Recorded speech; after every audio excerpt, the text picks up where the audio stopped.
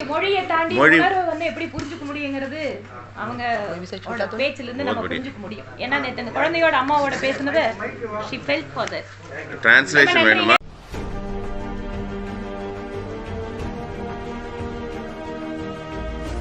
நாங்க ஏன் வரணும், நாங்க எதுக்காக இங்க வரணும்?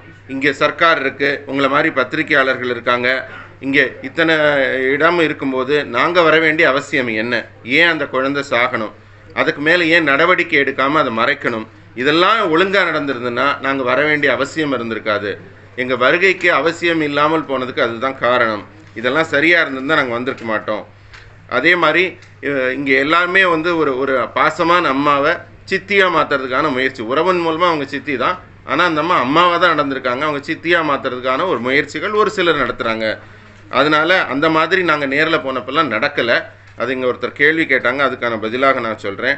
அந்த அம்மா என்கிட்ட சொன்னப்போ நான் என் பொண்ணை டீ போட கூட விட்டதில்லை, ஆனால் பள்ளிக்கூடத்தில் எல்லாருக்காகவும் அவங்க சமைச்சிக்கிட்டு இருந்தாங்க, தோட்ட வேலை செஞ்சாங்கங்கிறப்ப என் கண்ணில் இதெல்லாம் அந்த பொண்ணு சொல்லலை. மார்க் போட மாட்டாங்க, படிப்பை நிறுத்திடுவாங்க, ஸ்கூலுக்கு போக விட மாட்டாங்கன்னு பயந்துட்டு அந்த பொண்ணு சொல்லலை.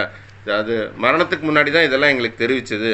அந்த அம்மா கேட்ட ஒரே ஒரு விஷயம் என்னென்னா, என் பெண்ணு இறந்துட்டா, ஆனால் இன்னொரு பெண்ணு இறக்கக்கூடாது, இந்த பெண்ணு தான் முதல் பெண்ணுமா கடைசி பெண்ணாக இருக்கணும் போது எங்களுக்கெல்லாம் கண்ணீரே வந்துச்சு.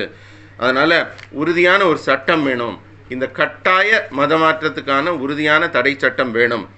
குடும்பத்துக்கு வந்து யாராவது அந்த குடும்பத்துக்கு யாராவது ஒருத்தருக்கு ஒரு நல்ல வேலையும் ஒரு நல்ல பண உதவியும் கொடுக்கணும். அவங்க இந்த துக்கத்துலேருந்து மீண்டு வர அவங்க குடும்பத்துக்கு பாதுகாப்பு தரணும். சின்ன சின்ன குழந்தைகள் எல்லாம் அவங்க இந்த மாதிரி என்கொயரிங்கிற பேரில் பயமுறுத்தக்கூடாது அப்படின்னாங்க. அதே மாதிரி அவங்க சொன்னது இப்போ கைது செய்யப்பட்டவரோட படமே யாரை கைது பண்ணியிருக்காங்க, எப்போ கைது பண்ணியிருக்காங்க, அவங்க எங்கே இருக்காங்க, எந்த தகவலும் வரல. இந்த கேள்வியை நாங்கள் கேட்கக்கூடாது, ஊடகத்துக்கான நீங்கள் தான் எல்லோரும் முதல்ல கேட்டிருக்கணும், அவங்க ஏன் படம் தரலன்னு. அதெல்லாம் ஏன் இன்னும் வெளிவராமல் இருக்குது, இந்த கேள்வி எங்களோட நீங்கள் அதிகம் கேட்கணும். அதே மேலே எனக்கு உங்கள் மேலெல்லாம் நம்பிக்கை இருக்குது. உங்கள் வீட்டு தங்கச்சி ஒருத்தங்க இறந்துருக்காங்க, அவங்களோட உண்மையும் நேர்மையமான ஒரு விசாரணை நடக்கணும் தவிர வேறு எந்த இலக்கும் எங்களுக்கு கிடையாது. இதில் அரசியல் எண்ணங்கள் எதுவும் கிடையாது. அதுக்கு எங்களுக்கெல்லாம் உதவி செய்யுங்க, அந்த உண்மையை கொண்டு வர நீங்கள் உதவி செய்யுங்க உங்கள் குடும்பமாக நினச்சி. இது என்னுடைய வேண்டுகோள் தான் மேடம் சொன்னார்.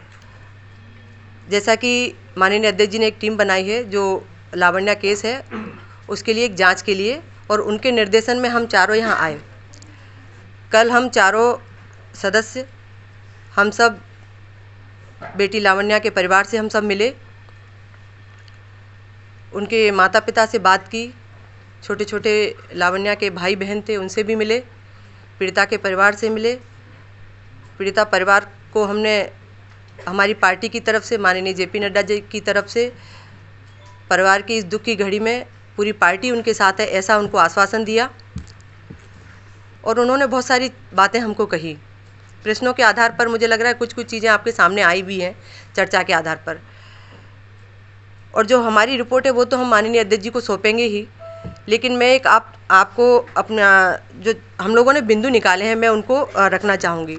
जैसा कि पहले तो मैं एक बात ये कहूँगी, हम लोगों को आना ही क्यों पड़ा, राष्ट्रीय अध्यक्ष जी को ये टीम बनाने की ज़रूरत ही क्यों पड़ी? ये स्टेट है, यहाँ भी सरकार काम करती है।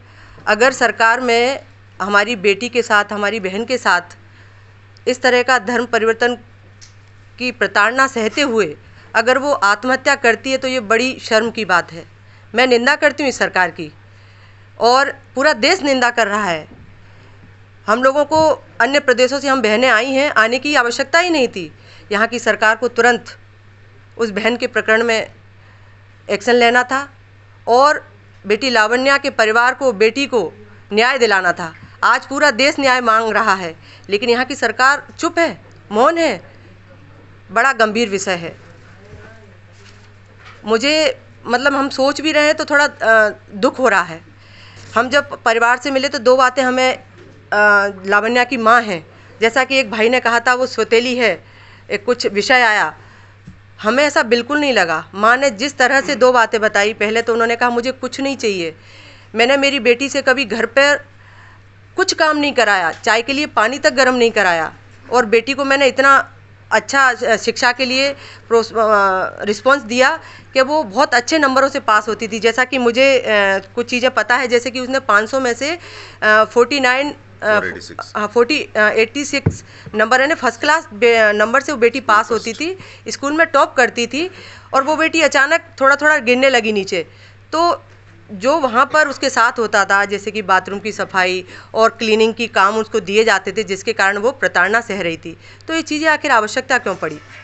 माँ ने हमें ये बताया कि मुझे कुछ नहीं चाहिए, मुझे ना कुछ सहायता चाहिए, मुझे मेरी बेटी के लिए न्याय चाहिए, जिससे कि मेरी बेटी के साथ जो अन्याय हुआ है वो देश में पहली बेटी हो और अंतिम बेटी हो, अन्य बेटी के साथ ऐसा न हो, ये उसकी माँ ने कहा। तो ये बहुत बड़ा गंभीर विषय है।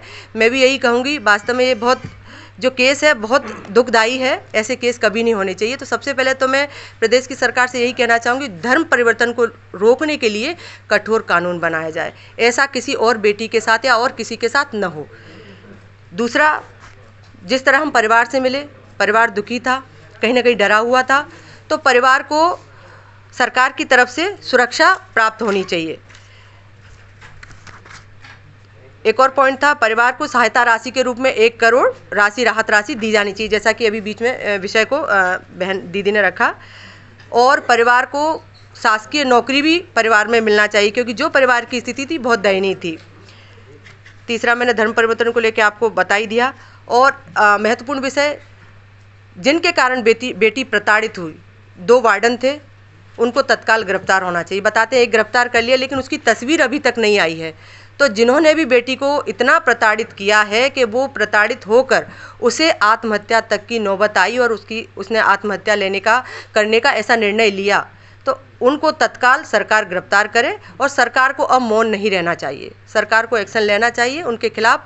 और एक और पॉइंट निकल कर आया है, जो गर्ल्स हॉस्टल है उसका लाइसेंस भी 1 महीने पहले ख़त्म हो गया है, तो उसको दोबारा लाइसेंस नहीं मिलना चाहिए। और पत्रकार भाइयों की तरफ से बहुत सारी चीज़ें ऐसी आई जो कि नहीं होनी चाहिए, कुछ तो उसके सहयोग में भी आई हैं, कुछ उनके खिलाफ में भी आई हैं। हो सकता है मैं समझ नहीं पाई हूँ, भैया ने जो श्रीकांत जी ने मुझे समझाया उस आधार पर मैं बात कर रही हूँ। तो मैं आप सब से, पूरे पत्रकार भाइयों से अपील करती हूँ कि आप सब भी लावण्या मामले में बिल्कुल आप सब एक होकर खड़े हो जाइए, क्योंकि ये बेटी का मामला है, हमारी प्रदेश की बहन का मामला है, हमारे देश की बेटी का मामला है। उस बेटी को न्याय दिलवाइए और परिवार को न्याय दिलवाइए। बहुत बहुत धन्यवाद। மொழியை தாண்டி உணர்வை வந்து எப்படி புரிஞ்சுக்க முடியுங்கிறது அவங்க பேச்சில இருந்து நம்ம புரிஞ்சுக்க முடியும். ஏன்னா நேத்து அந்த குழந்தையோட அம்மாவோட பேசுனது she felt for that. Translation வேணுமா? முதல்ல எங்க தேசிய தலைவர் நட்டாஜி அவர்கள் 4 பேர் கொண்ட குழுவை அமைத்திருக்கிறார்கள். அந்த 4 பேருக்கு வந்து நாங்கள் நேரில் வந்து நேற்றைக்கு அந்த ஊருக்கு அரியலூர் போயிருந்தோம், அவங்கள சந்திச்சுட்டு வந்தோம். முதலில் நாங்கள் வந்ததுக்கான முதல் காரணம், தேசிய தலைவரின் சார்பிலே நாங்கள் இரங்கல் தெரிவிக்க, இந்த தேசத்தில் இருக்க ஒரு குழந்தை மரணத்துக்கு நாங்கள் இரங்கல் தெரிவிக்க போனோம், அதை தெரிவித்தோம். மற்றபடி அந்த பெற்றோர்களோட நாங்கள் கலந்து பேசினோம், அவங்களோட தகவல் தெரிஞ்சுக்கிட்டோம். அதை பொது வெளியில் நாங்கள் பகிர்ந்துக்க விரும்பல, நட்டாஜிக்கு நாங்கள் எங்கள் அறிக்கையாக சமர்ப்பிப்போம்.